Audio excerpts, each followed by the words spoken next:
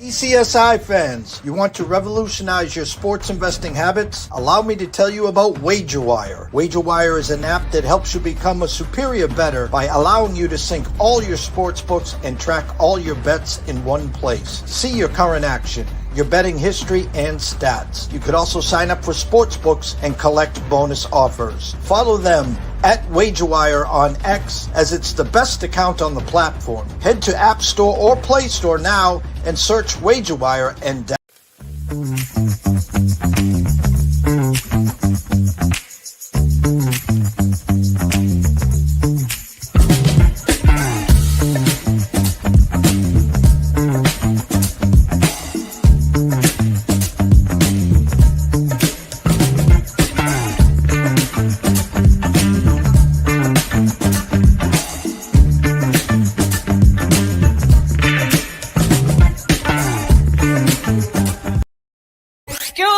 DJ. Hey, check this out. We got a great show coming your way.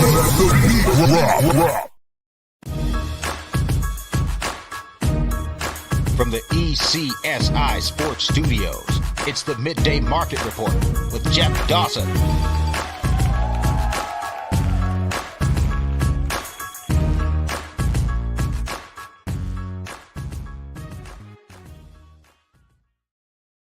Good afternoon, sports fans from all around the globe. I am the host, Jeff Dawson, East Coast Sports Investors, and it is that time of the week for the Midday Market Report with good friend and colleague, Mr. Scotty Webb, live from Tampa to talk some MLB, what's going on in the world, and of course, the MLB Friday Night Lights, big slate. I've seen about 4 or 5 flips overnight, so we'll talk to Scotty about that, of course. Torrential rain heading my way, so we're going to get this thing going. We're going to get Scotty to the front page to talk some breakdowns as well. So if we happen to leave the building, you know why. So first and foremost, a shout out to our proud sponsors and partnerships. It's WagerWire. Head on over to Google Play, download the app. It is free. And, of course, AtlantaSteaksAndSeafood.com. Terry Smith, go introduce yourself on Facebook. Then head on over to AtlantaSteaksAndSeafood.com. Steaks, chops, seafood, appetizers, wine. Terry's got it all. He's got 4 subscription plans as well. Set it and forget it. Every 30 days, have a protein plan sent to you. So without further ado, Mr. Beam 'em Up, Scotty Webb. What's up, Scott? What's going on there? It sounds like you need an umbrella today. It's on the way. Yeah, I keep getting the flashes. So it's been one of those weeks. It's supposed to be sunny Sunday for Mother's Day. And so we'll keep our fingers crossed there. Never ends here in Boston. And I tell you what, Scotty, when we were growing up, I know when I was growing up, I was at the ballpark with 9 other friends. We're just playing baseball for 8-9 hours. The lights come on. It's dinner time. Got to get your ass home. Today's world, the Gen Z, Y, X, whatever the alphabet is for the day, the entitlement, the inmates running the asylums, the team, putting yourself in front of the team. You know, I got to worry about my brand, not your brand, my TV deal, my music deal, my sneaker deal, everything before the team. We dealt with it this spring. Once we brought on Alex Bregman, we needed that veteran leader to help the kids and mold this team. Devers, as soon as that happened, leaves camp. He left camp, came back and was promised third base. Then finally, right before the start of the season, I'm the DH. I'm okay with it. Well, now Cassis has an injury. He's out for the year and was stuck without a first baseman. Now, I will preface this, Scott. There is some problems from Devers' actual words to the translator. So it's come across wrong partially. My headliner, Devers and Red Sox, who's on first? I mean, it's blowing up bigger than the Celtics being down 2-0. Your thoughts? Yeah, I think, Boston, and just an outsider looking in, Boston's no good if they don't have drama going on. So they got to create some kind of drama, and playing, who's playing first base, is their drama. But it's funny you start talking about players and entitlement and so forth. My thoughts, on this is kind of deep in a sense that, um, baseball teams aren't not unlike other sports, but in a certain degree they are, where, you don't have a ton of prima donnas. You have some, being in the clubhouses and around the locker rooms and, going into, the dugouts and stuff. You meet a lot of nice guys. And baseball has a lot of nice guys. They don't have a lot of assholes. They really don't. And it's different than, the NBA where, everybody's a prima donna and everybody's, has all these other issues and problems or whatever. And all the stuff you see with wide receivers and cornerbacks and give me the ball and all that crap. So baseball's a little different that way. But I will say that, putting your finger on the pulse of different things, just compare and contrast. So you've got this scenario going on with Boston right now, and they got some young players on that team. I would not say that team is more aged than, say, the Detroit Tigers. The Detroit Tigers have some veteran guys too, and they got a lot of young players as well. You don't have these problems in Detroit. You're and I think there's two things in play here.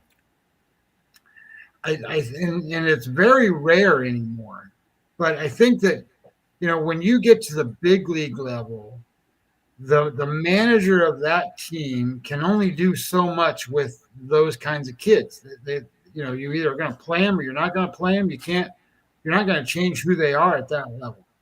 But if you're going from single A to double A to triple A, and you're trying to learn and trying to grow and you're trying to get better, you learn the process of what it takes to become a professional athlete at a Major League Baseball team within the system that they want to run.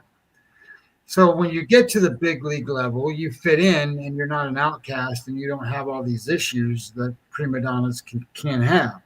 And unless you're a superstar, and I get it, Rafael Devers is a star. So, but at the same time that he's a star, he's not the guy that stirs the stick of the whole Major League Baseball. He's not.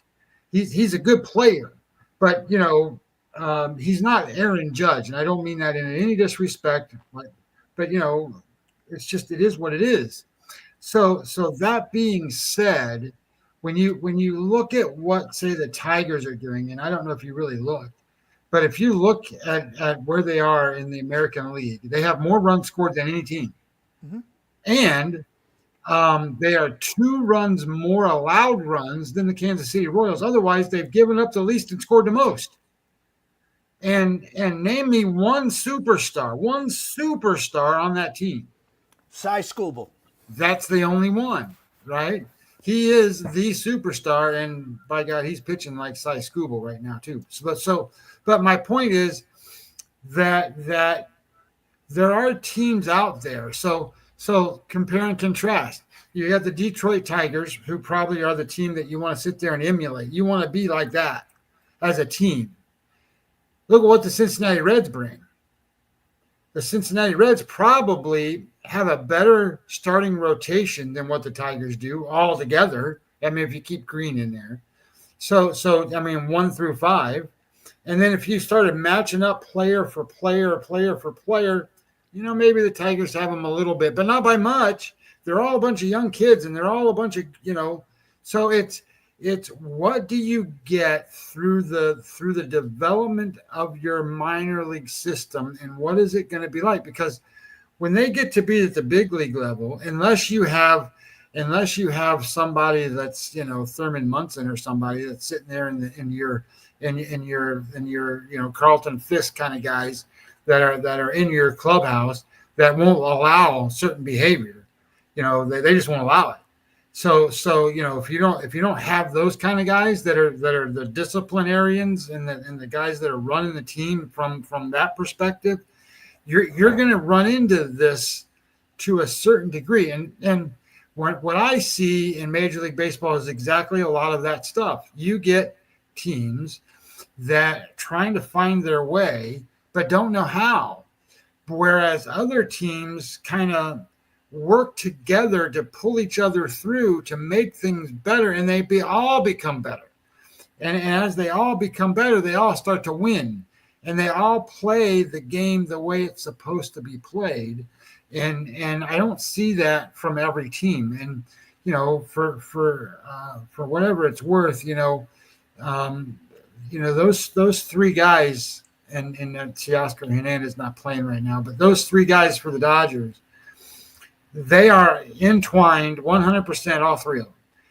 And when they're on sync and they're doing whatever and they're hitting the ball and they're doing whatever, they're all Hall of Fame guys. You got Hall of Famer, and superstar, producing talent superstar. They're hard to beat because they bat 1, 2, 3, 1, 2, 3, 1, 2, 3. What needs to happen is just like last night. They're playing against Arizona, they're struggling or whatever, and in the last inning, right, there's down 3 runs. You need to get, Shohei's coming up third. You need to get a guy on base for him, right? And then if he can't do it, Betts is there, and if he can't do it, then Freddie Freeman's there. Well, sure enough, bang out, bang, home run. Right. Well, they could have gotten themselves right back in that game, but they're not playing, as a group, as a team. They win because they just overwhelm you with those 3 or 4 guys. And now that Teoscar's out of the lineup, we'll see what happens with that team. Like today, Sasaki's not, he's not been the greatest in the world. He's not been the worst, but he's not been the greatest. So we'll see how that kind of plays out for them. And, they've got arm injuries like crazy. So, they're I think we talked about it last week, the starter number 11, I think already. I have to ask you this, and listen, my love affair for Tito. I'm a Cora guy. Cora, I think, got blindsided by the extension. He's like, oh, okay. We know the game has changed. When we grew up, and I keep bringing it up, the manager walked into the clubhouse and he posted his lineup. And me as a coach I'm working on my lineup every day, whether it was Legion, whatever. I enjoyed that. Now you're struggling. We're going to move you down. It's not like that any day, like that now. They call it up from upstairs. Here's today's lineup. They don't even give you the whys.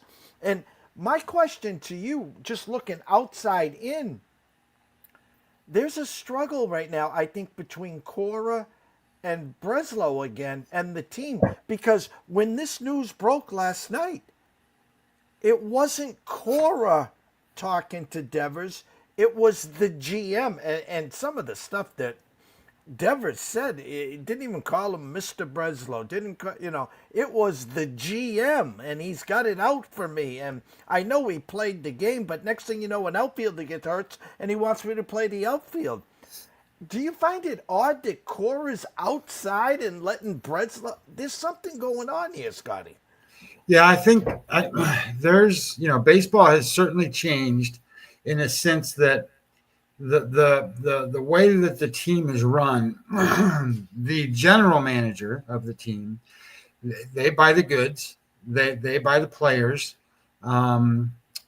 and with an expected style of play based off of the players they have, and they kind of generate that, they're supposed to in sync then get a manager that can manage to the style of play they want to play.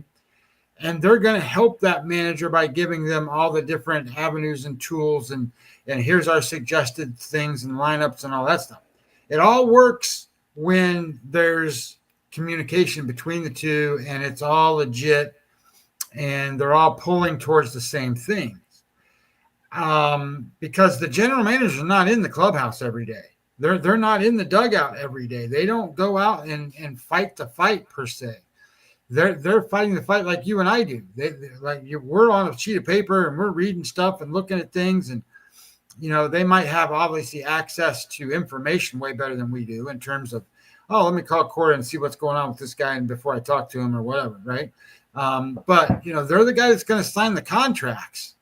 They're the ones that enforce the way things are supposed to be. So that should be hand in hand, and sometimes it's probably not. And I would say that it depends on, well, Boston should be in a situation where the guy they have, look, the team's been around forever. They've been great for a long time. They just got a history, that the guy shouldn't be sitting there trying to make his name, right? Look, I run the Boston Red Sox. That's name enough. And if you want to go apply to go run, the Miami Marlins after you run the Red Sox, somebody can go, oh, you ran the Red Sox? Yeah, you're probably qualified to run the Marlins. So the point being is you don't have to go out and stir that drink.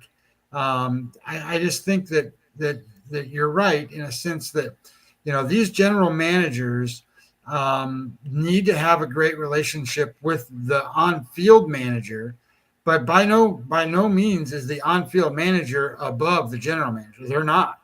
The general manager can dictate exactly what happens, how it happens, and goes. And that's some of the stuff you see that happens with these teams that are building in like Miami or wherever. Those guys, oh, we're going to play this, we're going to do this. I don't care if the guy's batting, 0.95 and whatever. He's going to play because we got to know what we have, because I either got to get rid of him or not. So there's a lot of different reasons why they do stuff, but in retrospect, it doesn't necessarily mean they're trying to win a game. Friday Night Lights, everyone's sitting here. It's payday. It's a great card. They want some action. You got the insight. I'm looking at the board today, and what I did notice today, a handful of overnight flips. And I wanted to go over to them before I presented you the card today. I'm going to start with the Dodgers Sasaki versus our old friend Erod. Overnight, Dodgers minus 130. Right now, this morning, and now this afternoon, Arizona minus 118. So that was the biggest flip of the day. KC opened up minus 110, hosting the Red Sox. Now the Red Sox minus 115 there. Tampa Bay, right down the road from you. Lytle versus Milwaukee and Quintana. Tampa Bay opened up overnight minus 110. Quintana now minus 119 there. And there's one more. Minnesota hosting San Francisco. Paddock versus Hicks. Minnesota opened up minus 120 overnight. Now San Francisco minus 107. Hicks has been kind of, but those are the flips. Anything other, obviously the big flip in the Dodger game is the eye opener there, but any of those flips surprise you? Well, I still think it's hard to, anytime the Dodgers are playing and they have a legit starter on the mound, I still think it's hard for them to be an underdog. It's just hard because they are better than everybody else. But, they are minus, Teoscar Hernandez. And so we'll see how it goes. But they're better than just him being out of the lineup. He just makes them deeper and so forth. And that bottom end, they missed Tommy Edmond in that bottom end. I'll say that. I'm gonna put you forward right now. Take over. Give me a second. I got you. No worries. So, like that flip, I think it's hard. Just because I think that you run into the players that are kind of missing there, and Tommy Edmond, and you got to get the lineup right in terms of where Shohei and Betts and Freeman can be super productive. They're already productive, but super productive is when those guys are getting on in front of them. So come the third inning, come the fifth inning, come the seventh inning, whatever. So they can drive in more runs other than each other. So it's, so you got to kind of, I don't think that it's a stretch, but it was more surprising to me because my number in that game is not, my number in that game is, I have Dodgers minus 115. So I don't see them. I don't see Arizona as being a favorite in this game. The one thing I think a lot of people think about with Arizona is, that at home they're so good at home, and so far they haven't been. Arizona's home record is 10-10, and if you're not pushing 60% win rates at home, that's a problem for especially for these good teams. Like for example, the Detroit Tigers. I'm gonna keep talking about Detroit. They've played 16 home games. They've won 13 of them. They're 13-3 at home, for gosh sakes. So some of that stuff. The Mets are 13-3 at home. The Kansas City Royals are 15-5. It's Seattle's 12-6. If you're not a good team pushing those kind of home records, I think that you're kind of in a, you got to win all these games on the road, and you're not gonna. You're gonna end up staying, 500-ish or maybe a little bit above until you can get, right. And you don't get right playing the Dodgers. You might win, but you don't get right playing the Dodgers. It's not like playing the White Sox, right? It's not like going out and playing them or playing the Rockies and you get right after you play those guys because they get batting practice balls thrown to them and they hit them and the other team doesn't score and they don't hit and you play a little bit and you can win all these games and then you get good momentum and you come back and you're right. So you don't get that when you play the Dodgers. So that's one I don't agree with in terms of flip that you brought up. The other games, let me double check them here. The other games you were talking about was Minnesota, and Minnesota's game. I have Minnesota minus 106 is my number on the game. So I don't mind per se. I guess what you were telling me was the San Francisco is now the favorite. And we'll get into that game in a minute. But again, those are so close, right? That I don't know how big of a favorite flip that really is. The other one was Tampa Bay. You were talking about them in Milwaukee. And I got to be honest, these are two teams that can't score any runs. And that total was, I think it was 9.5 or something like that. Where's my sheet? The total was Tampa Bay. Was like 9.5 in that game or 9. They're not going to score that many runs. So that's one of those weird games where, they think that they're going to score and do all this stuff. And that's another one where you got to watch because these teams, especially like the Rays and the A's, they're playing in new home fields and the Rays at home, they've been awful. So they're the Tampa Bay Rays at home are 25 games they've played at home. They've only won 9. They're 9-16 at home. And the Oakland A's at home played 18 times. They only won 7. So they're 7-11 at home. So those are spots where, you got to look at them and kind of go, is that because they're not familiar? What's going on? There's only 10,000 people there or whatever. So it's not too early. That's, they play 80 games at home and, they're at 20 games, that's 25% of their home games. That doesn't mean that they won't fix it. But right now it's a pretty good trend that these teams aren't going to be good at home. They don't, in the other part of it is these teams are built around sort of the stadiums they play in. They were playing in the Oakland Coliseum and they were playing in, Tropicana Field. So those two places aren't around right now, and they're playing in these minor league parks that may not be conducive to the makeup of their teams. So you got to kind of look at that, and it's time to start actually making that part of your handicap. Anyway, food for thought. So getting into today's card, there are a lot of games. I like it when there's a lot of games. I like Fridays. I like Mondays. These are the days where you get new teams matching up and you get to take advantage of the first games that, the sports book puts out there that they might not have the edges right. Because they're going to get better tomorrow and they'll get better on Sunday. And then you got new teams come out and match up again on Monday, and then they'll be better on Tuesday, and they'll be better on Wednesday, right? That's kind of how it goes. So the lines, these will be the weakest numbers you can bet into. So I like it. What I was looking at in a couple of spots, and we'll we won't go over every single game because I know that's kind of monotonous. But and if you have a question, I don't know how many people watch it, but if you have a question, put it in the box, and I'll make sure I cover the game as we go.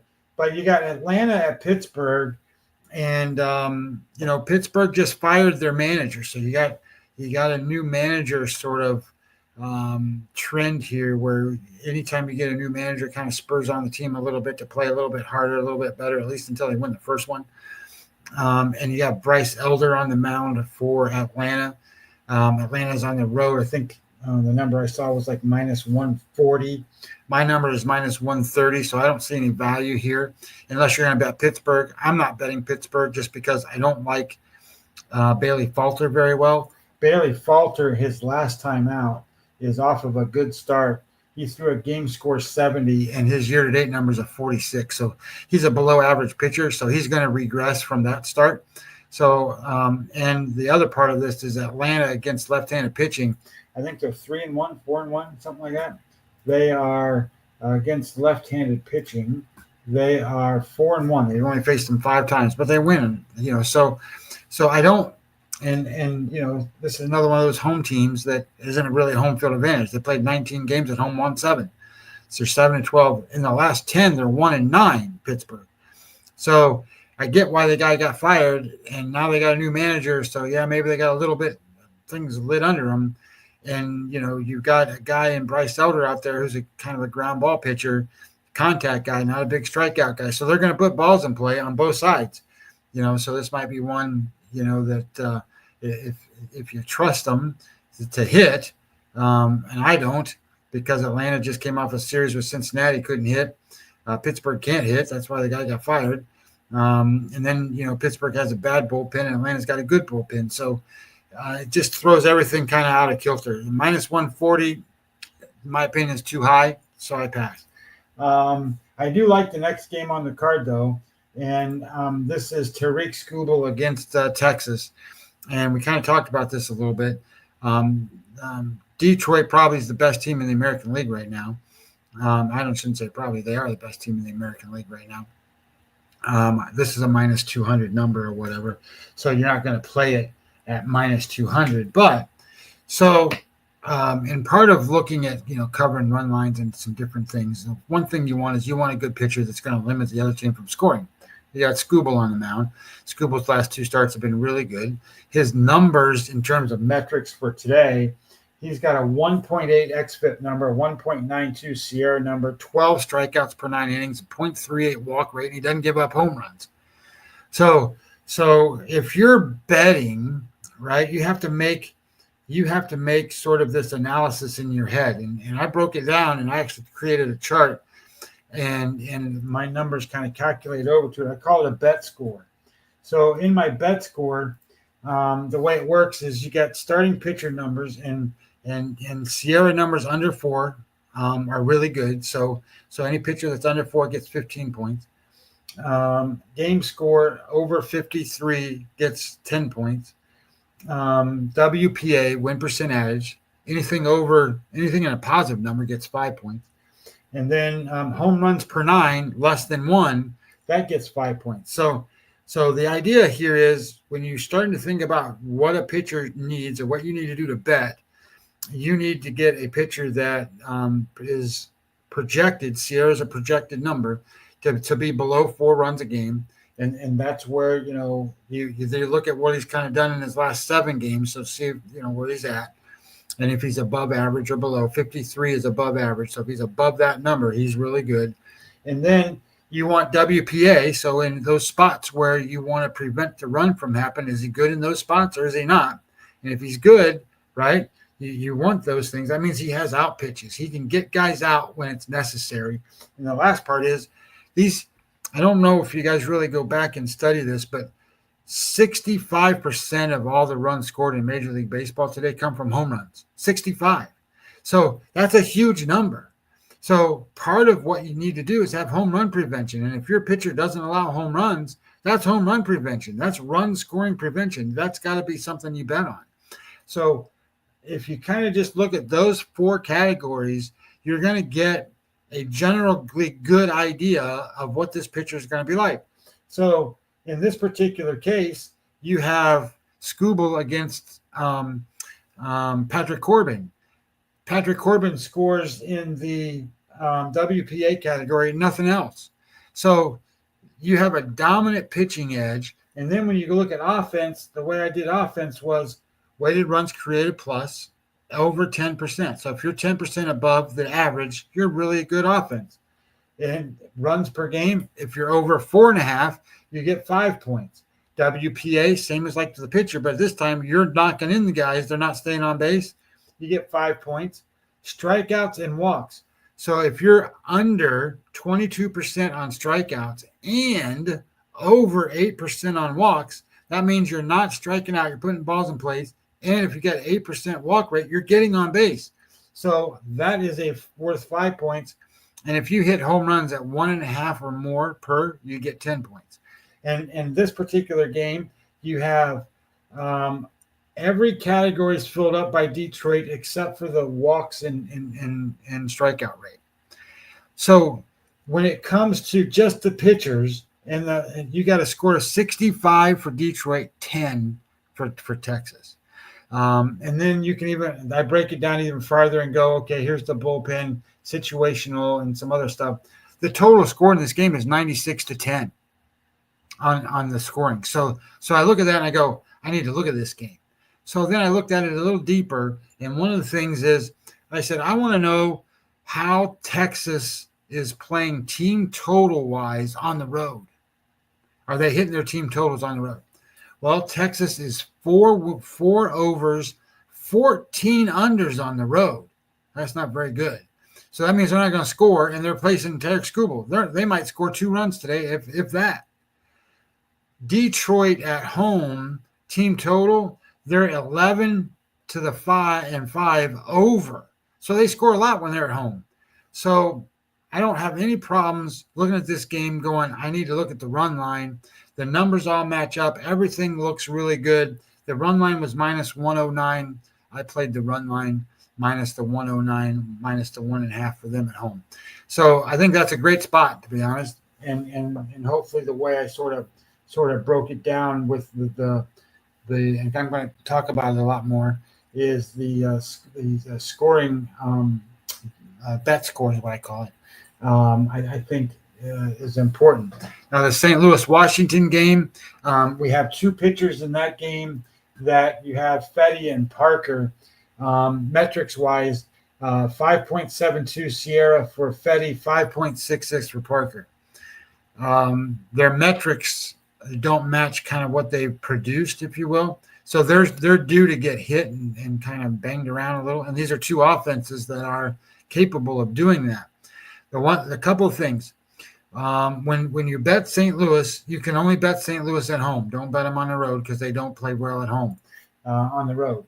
And to give you an idea, St. Louis on the road, they've played 17 times. They've won 4. They're 4-13 on the road.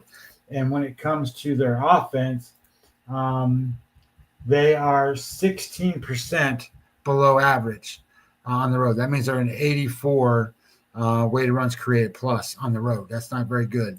And they're playing Washington, who is good at home, 17% above average at home. But you got 2 teams here where I think there's offensive capabilities. St. Louis's bullpen is much better than Washington's, so they can score both as the late goes on too. So I kind of was thinking about this game as a total, as an over, and I thought, well, you're reliant on a lot of stuff here, and you're reliant on these metrics to come through. And I thought this game's too tight, too close in terms of, there's no real edge for the pitchers. With considering that, and the other part of this is the St. Louis Cardinals are amazing against left-handed pitching in a sense that they've faced a lefty 8 times. They've only won twice. So they're bad on the road and they're bad against lefties, and that's what they got today. So I just think this is a bad spot all the way around. I skipped it. The next game was Milwaukee and Tampa Bay. I don't like this one either. If I was going to bet it, I would probably bet Milwaukee, only because I think that Milwaukee has an upside to them to a degree, and that upside isn't very big. Neither. So offensively, these teams right now. So there's a good way to get a general clarification of offense, and it's actually called batting value runs above average. So in comparison to everything else, in terms of runs, the Milwaukee Brewers are 9 runs worse than average, and the Tampa Bay Rays are 7.5 runs worse than average. So they're kind of both bad. So then you sit there and go, well, they're both bad. Where's the advantage? Well, there really isn't an advantage kind of at all offensively. I think that the difference becomes is Quintana's more veteranish, and he's off of a bad start. So if he's off of a bad start, he's probably going to pitch a little better than he normally does. And Lytle's off his best start of the season. So I kind of think he's not going to pitch as well. So that's the only advantage that I see in the whole game. So I kind of just leave this one alone. The only thing I can say is I don't think either team is going to score any runs or enough runs to go over. I think it's maybe a spot you might want to look under. But, these games where you have these kind of pitchers, anything can happen. You've got a 4.99 Sierra number for Lytle and a 4.38. So they're expecting 9 runs just in the 2 pitchers. So that's a lot. So they got to live up to that. The next game was a fun game to look at because this is Cubs Mets, and the poor Cubs, they just play good team after good team. And now they play the Mets, and we just talked about it just a second ago. The Mets at home are just unbelievable. They've played 16 games at home. They won 13. They're 13-3 at home, which is unbelievable. But away teams aren't very good on the road. So it's very rare that you find an away team that's winning. And the Cubs are 12-7 on the road. So that's pretty good. So this is a good matchup between just good teams. What you really run into, though, is you have a pitching matchup that Holmes for the Mets is just better. He's just better than Taillon. Taillon is kind of like an average major league pitcher at this point, maybe slightly better. His game score is 53, so there you go. Holmes is a 57, so an ace is like 60, so he's pushing there. His first couple starts of the season were he got into he had a 47 and a 4. Oh no, that's wrong guy. He had a 44 and a 51 to start the season. So now he's up to 57.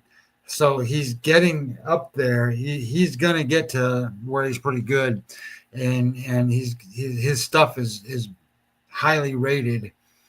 So I like the idea that the Mets probably are a good spot, other than the fact that you got to pay too much.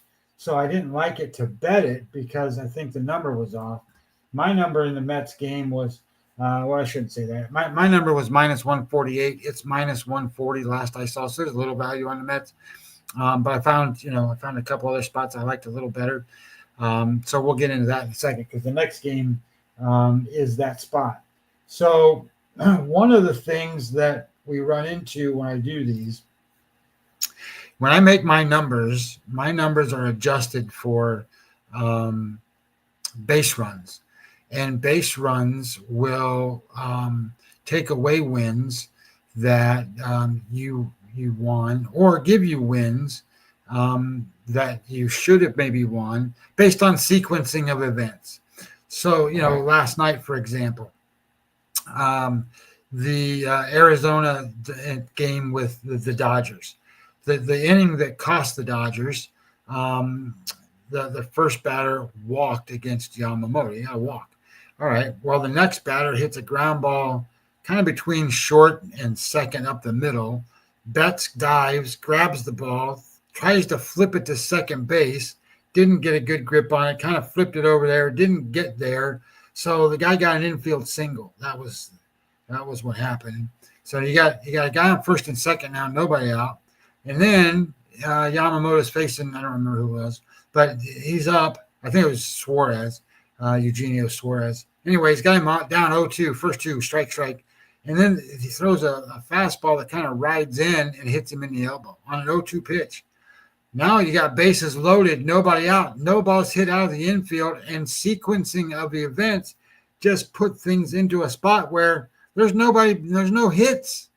Well, the next batter up, he's obviously trying to get him out, so he throws some fringe pitches, misses, gets 2-0 count, throws one right down the middle, bang, home run. It's 4-0 grand slam home run. The game's over. The game is over. I mean, they didn't score. The Dodgers scored 3, but so it could have been more competitive. But anyway, they hit a home run, and that's what I mean by sequencing of events that can be detrimental to you, and nothing major happened. In the whole, it's just boom, boom, boom, and all of a sudden you're behind 4-0. That's the way baseball works. The Dodgers were hitting, line drives at 100 miles an hour exit velocity right at the second baseman, right at the third baseman. Andy Pages hit one 400 and I think it was like 405 feet. Well, the fence was 408.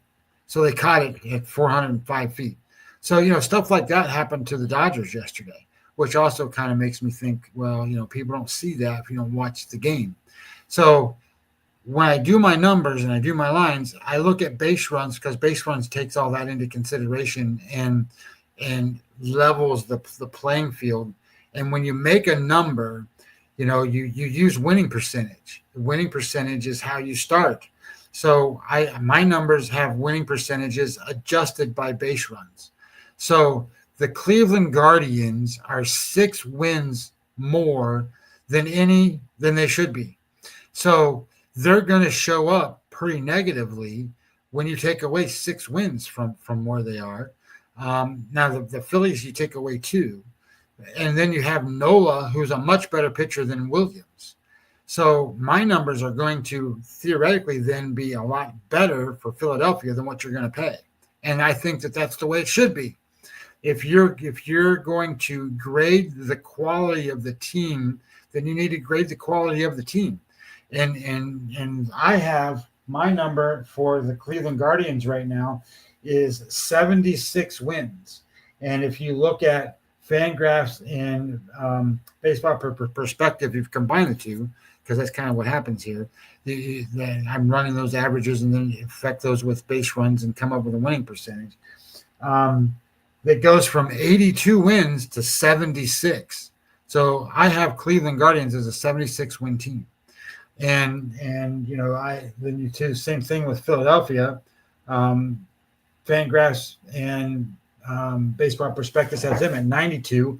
They've won 2 games they shouldn't have, so they're really a 90-win team. So you have a 90-win team against a team that's supposed to only win 76. You're going to have a pretty big number here. So my number in this game is Philadelphia minus 160, and that's also because Nola, even though he hasn't pitched the greatest, he's a much, much better pitcher than Williams, and Williams has been bad. So, therefore, that's how this game starts. This game starts just like that in terms of just value. You got to bet Philadelphia. And then when I look at my bet score, I start looking at it, and Philadelphia, the starting pitchers, you come across, and it's 20-0 Philadelphia. You get 15 points for the Sierra number under 4 for Philadelphia. And then you get home runs under 1 you get for Philadelphia. And then offensively, it comes across and you got a 50-25 advantage between starting pitcher and offense. And then you start adding in the bullpen, and then you start adding in the situational stuff. It's a 73-33 advantage, which comes out to a much higher margin than what, you're looking at in terms of minus 115. So I think you're getting a great deal. I think you're way undervalued for Philadelphia. So I bet Philadelphia. I think that's a great price. So I liked Philadelphia today. Boston and Kansas City is an interesting game. Jeff was talking about this one in terms of the flip here. And that I think he was saying that Boston became the favorite. My number in this game is Kansas City minus 102. And I see Boston minus 113, it looks like. And here's a couple notes that you might want to consider when you're thinking about this particular game.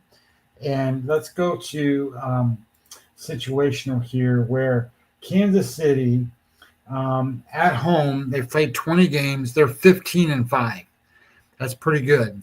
The Boston Red Sox are 9-10 on the road, which is kind of where you want to be. You want to be about 500 on the road, and that's still being a good team. But you're playing a team that's been winning at home. In the last 10 games, the Royals are 9-1. Not that they played anybody any good, but they're 9-1. And the last 20 games, they're 15-5. So they've been on a run that's 20 games long now, not just 10. So they're doing some things that I tend to think are worth paying attention to, in a sense that if you want to bet Red Sox, it's not a cakewalk over this team. The other thing I would tell you in this spot is Kansas City in the last week, so the last 7 days, they're scoring 4.9 runs a game, and the Red Sox 4.2. So they're scoring more runs. Their offense is 12 runs above average, and the Red Sox are 1.5 runs above average. So if you bet this game, you better have a better pitcher than what the Royals are throwing out there. And Lorenzen's not their best pitcher, but Dobbins, he's an average pitcher at best. And so Lorenzo's an average pitcher at best. So I don't think that you're getting that edge. I don't see it minus 113 for the Red Sox. So I think that you'd be overpriced here if you were going to bet that game. San Francisco, well, let's see, Miami in the White Sox, I think they're overpriced. Myers at 140 or whatever. I have it at 120. I don't think you can sit here and tell me that Miami is on the road minus 140 better than anybody. So minus 120, sure, I'll go with that, but not minus 140. So anyway, the White Sox have played a little bit more competitive. They're way more competitive than what the Rockies are. So that would worry me. And the Marlins are a better home team than they are on the road. On the road, they've played 14 times, only won 4 times. They're 4-10. So they're 2-8 in their last 10 games. They're not doing it right now. So I wouldn't want to put the burden all on the pitcher tonight. Myers good, but you're asking him a big price here. So then I'm looking at what's the next game? Hicks and Paddock. So that was one of the ones Jeff brought up. And this one's an interesting one because San Francisco is 5.6 runs better than an average offense. And the Twins have started to hit, but they're still 0.9 runs worse than an average offense. So got a little bit of an offensive edge with the Giants. The other thing that's kind of weird, and I shouldn't say weird, it's just the way baseball is. And you look at these two pitchers, Hicks and Paddock. Well, Hicks hasn't been great. Paddock hasn't been great. Paddock's pitched 7 games. You know how many times the Twins have won in those 7 games? Once. They're 1-6 in the games he started. So that's kind of troublesome. But they are good at home. They've played 18 games at home. They've won 12 of them. They're 12-6 at home. And San Francisco's been good on the road. They're 12-9 on the road. So you got 2 pretty good teams going here. They're both 6-4 in the last 10. What stands out to me is if you're throwing a right-handed pitcher against the Giants, good luck. They've faced 27 right-handed pitchers so far. They've won 22 of those games. They're 22-5 against right-handed pitchers. So I kind of like San Francisco in this spot. I kind of made a note of that. My number in this game was San Francisco plus 106 and minus 106 for Minnesota. And it was kind of a pick-em style game. So I don't know that there's value here. I think it's going to be a tight spot. I would tell you that looking at the pitching breakdown of these games, go to the pitchers. Hicks has a Sierra number 3.99. Paddock's a 4.59, so it's a little bit better there, 1.5. But where the kind of comes into play that's a benefit. Hicks has given up 0 home runs in the last 30 days, and he doesn't allow that. He's got a good xWOBA number going on, and he gets a lot of ground balls. So it's quite possible. And Royce Lewis has come back and hasn't done anything yet. They've actually had him batting 7th the other day because he's been struggling. I think he's batting less than 100. So anyway, point being is, I think this is kind of a toss-up game, but if I was going to bet it, I would certainly go with the 22-5. I would be betting Giants. I would never be betting Twins here, even though the Twins play good at home. This game I do like. This is Cincinnati against Houston, and I like Brown. Brown has been awesome. His Sierra number is 2.85. His xFIP's 2.73. Strikeout rate's 9.87. All top 20, top 15% of baseball. Home runs allowed 0. Batting average against 179. Whip rate 0.84. You're going to have to work to beat him. And the reality is this is an offense in Cincinnati that's 8.5 runs below average. 8.5. And you got Martinez on the mound for them. And the difference is that Martinez, he's off of a game score 70. His game score for the season's a 51. So he's an average pitcher, which is about right, maybe a little bit above average type pitcher, but he's off of a 70. So he's going to pitch below average tonight. But you got to run into, okay, this is a big number. When you're looking at Houston at minus 186, you don't want to bet that. So I played this game first 5 minus a half a run minus 120. I think that you don't have a big strikeout picture in Martinez. Martinez's strikeout rate, where is it? There it is. It's 8, which is average. His walk rate's 2.57, which is average. Batting average against is 262. Major League Baseball, they're hitting lower than that. Whip rate's 1.25. He doesn't throw ground balls, so he's going to have a lot of fly balls. So I think you got an opportunity here for Houston to score, and lesser chance for the Reds to score. So I like Houston in this first 5, minus a half a run. I think there's good value here for that particular bet. And then San Diego, Colorado. You can't bet Colorado ever, but I don't think this is the spot where you want to go and try to get Randy Velasquez to be your guy. He actually has worse metrics than Senzatella does, so I don't like it. So I skipped that one. Baltimore and LA. Baltimore is favored on the road. Okay, I say that because I don't know if you're really paying attention. Baltimore on the road's played 19 road games. They've only won 5. Baltimore is not very good. Baltimore in the last 10 games, they've won 3 times, and they're 7-13 in the last 20 games. Their scoring is where is it? Scoring Baltimore. Baltimore scoring 2.3 runs a game right now. They're not very good, but neither is the Angels. And the Angels have a terrible bullpen. So this is a coin flip game.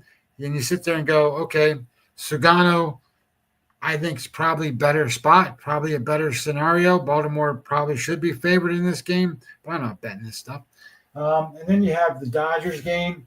I think you want to wait on the Dodgers. Just let them figure out what's going on. I do think that this is a spot where you can get value on the Dodgers. I don't think you're going to be able to do that very often. So if you want just a value spot, this is a good spot. You run into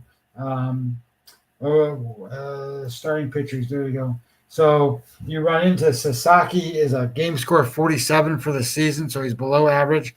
Rodriguez is game score 44, below average. But Sasaki's got a 4.92 Sierra, and Rodriguez is a 3.88. Now you got to remember, anytime you're going to bet Arizona, they got one of the worst bullpens going right now because there are 2 guys that they have in the bullpen to be good. Puck and whatever the other guy's name was, I forget, the right-handed guy. Those guys they're not pitching. So their best guys aren't involved. And their bullpen is 5.02 Sierra, 6.595 strikeout rate, 1.66 WHIP. WPA is in the negative. They're gonna allow runs. So this is one of those spots. Even if you get behind, it's okay. Just get the pitch count. Watch the pitch count. If the pitch count is up for Rodriguez, say early, say he pitches and he's at, say 50 out of in 2 innings, jump on the Dodgers live, because the way this works is the average pitch count is 15, and you can just start doing the math. So 1 inning is 15, 2 innings is 30. Right? 3 innings is 45, 4 is 60, 5 is 75, 6 is 90. So that's kind of how it works. If you're above 90, you're not going to make 6 innings. And if you're above to the point where you're short an inning and you only go 5 or 4, then that's a big edge to the Dodgers.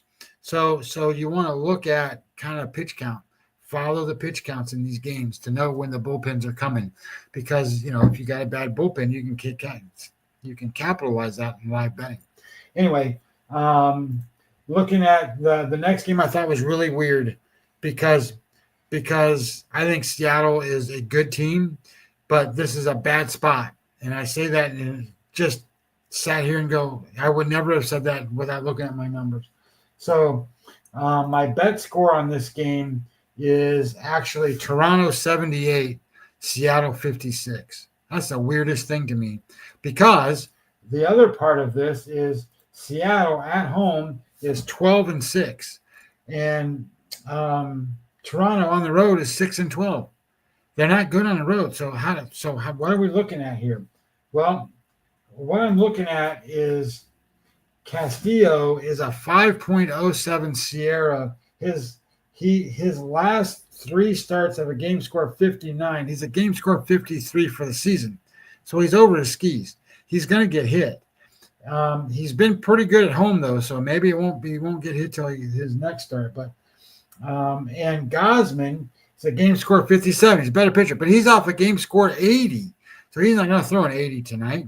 And Seattle plays good at home. So there's all confounding stuff here.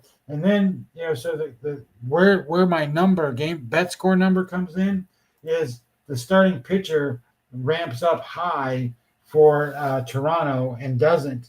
And they match offensively. Offensively, they are 15% weighted runs created plus 115. So they're 15% better than average offense. So that matches the 23% by the Mariners. They're scoring 4.5 runs a game, so they get 5 points for that. And the Mariners 5.5 runs a game, so they get their 5 points. WPA, they're both good. They're both on the less than 22 strikeouts, over 8 on the walks, and neither one are hitting the home runs over 1.5. So this comes down to the starting pitchers and how do the starting pitchers do, and then the bullpens. So the bullpens have been – Toronto's bullpen started great, still kind of good. Seattle's bullpen's been decent. So I kind of think this is an evenly matched game, and it's proportionately priced wrong. So the number in the game is this is 130 or so for Seattle. I think it's kind of high when you have Castillo on the mound. So maybe you take a shot with Toronto. Toronto shows value here. I didn't bet it, but I can't get my head around betting against Seattle at home when you're the Blue Jays, only because the Blue Jays are off playing the Angels. So I didn't like that one.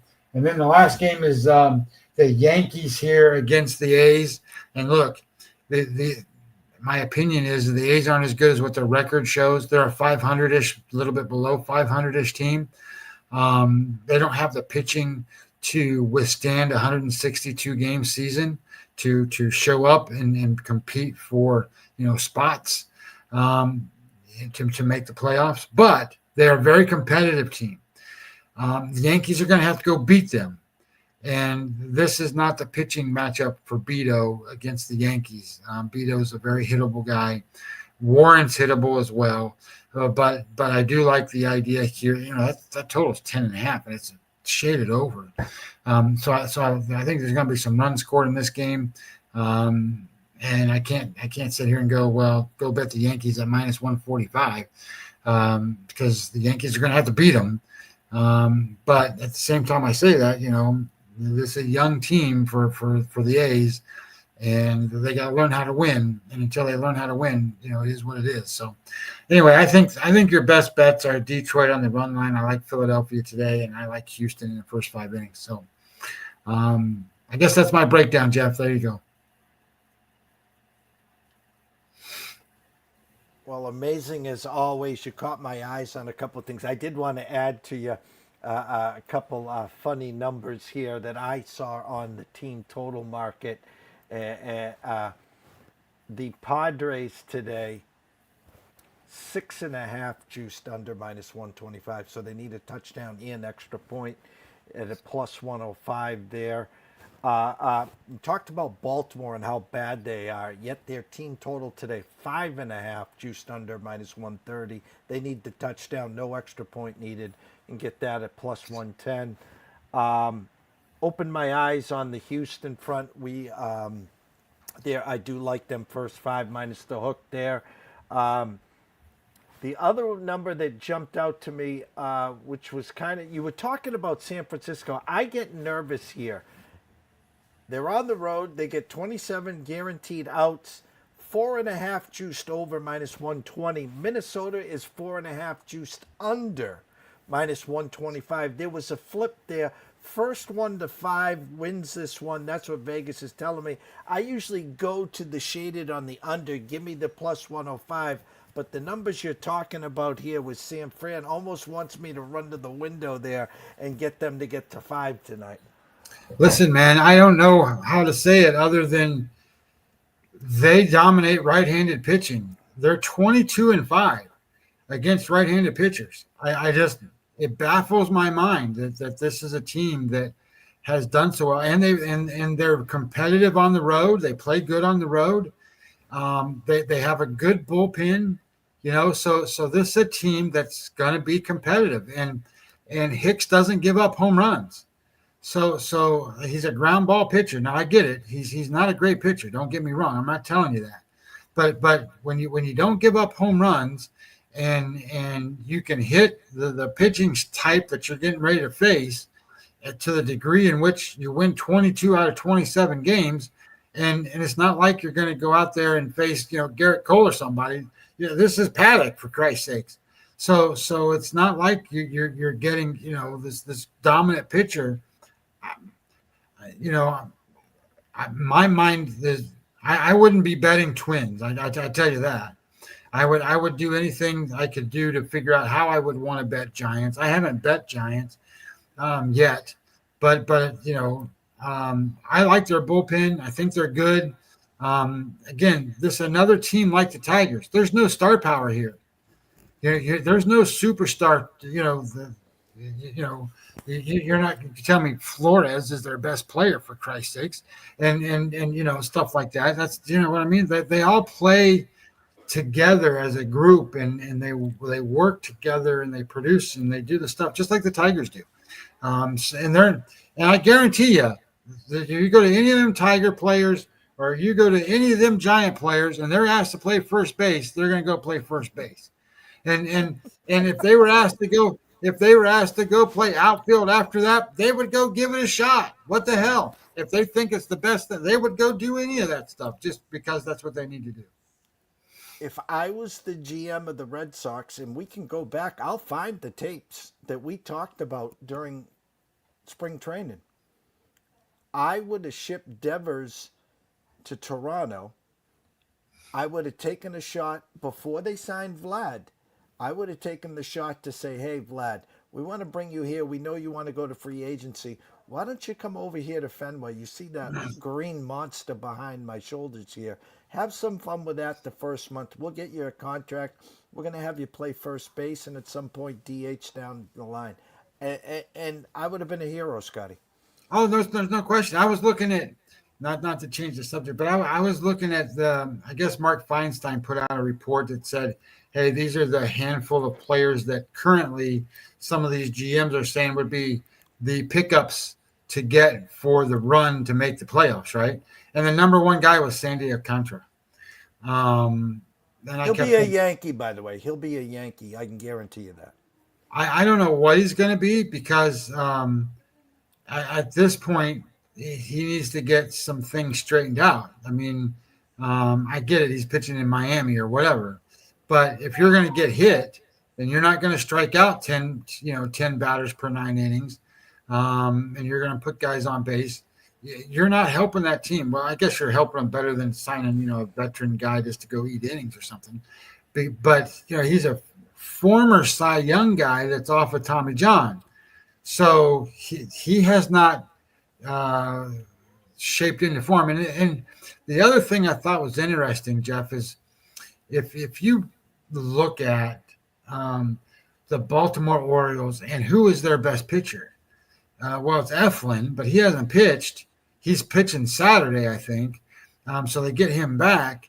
That's a team that misses Grayson Rodriguez more than anybody. I mean, they need that team.